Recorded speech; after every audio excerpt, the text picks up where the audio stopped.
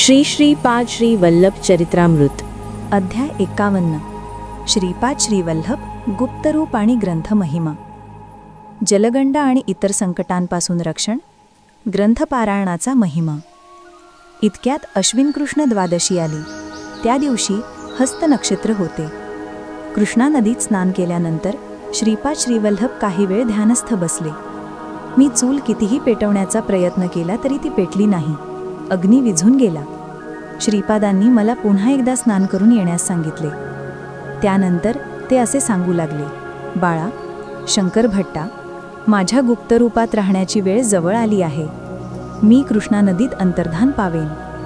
मी या कुर्वपुरात गुप्तरूपात फिरत राहीन. त्यानंतर मी नृसिंह सरस्वती या नावाने संन्यास धर्माचा पुनरुद्धार करण्यासाठी येईन. तू रचत असलेला श्रीपाद श्रीवल्लभ चरित्रामृत नावाचा महापवित्र ग्रंथ भक्तजनांसाठी कल्पतरू ठरेल.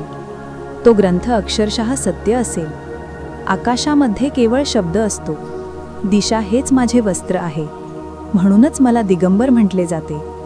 मनोमय जगाला सुधारण्यासाठी या ग्रंथाचे वाचन खूप उपयुक्त ठरेल. या ग्रंथाचे पारायण करणाऱ्यांना इह परलोकातील साधने प्राप्त होतील.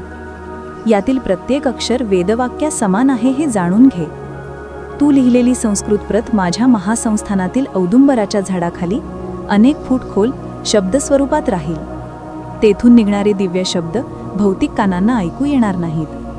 हृदयात माझा आवाज ऐकणारे निश्चितपणे माझ्या दर्शनाला येतील. मी माझ्या भक्तांच्या संरक्षणात सदैव जागरूक असतो. तुझ्या संस्कृत प्रतीचा तेलुगू अनुवादही येईल. तो बापनार्य यांच्या 33व्या पिढीत प्रकाशच होतात येईल. त्याचा अनेक भाषांमध्ये अनुवाद केला जाईल.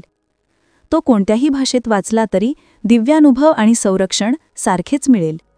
भक्तांना श्रीपादांचे अभय. तू माझी खूप सेवा केली आहेस. आपल्या वडिलांना बिलगून राहणाऱ्या मुलासारखा तू होतास. मी माझ्या लाकडी पादुका तुला भेट म्हणून देत आहे. मी नाही म्हणून तू दुःख करू नकोस. तू 3 वर्षांपर्यंत इथेच राहावे. या 3 वर्षात मी तुला तेजोमय रूपात दर्शन देत राहीन. मी तुला अनेक योगरहस्यही सांगेन. श्रीपाद श्रीवल्लभांचा जय जयकार असो.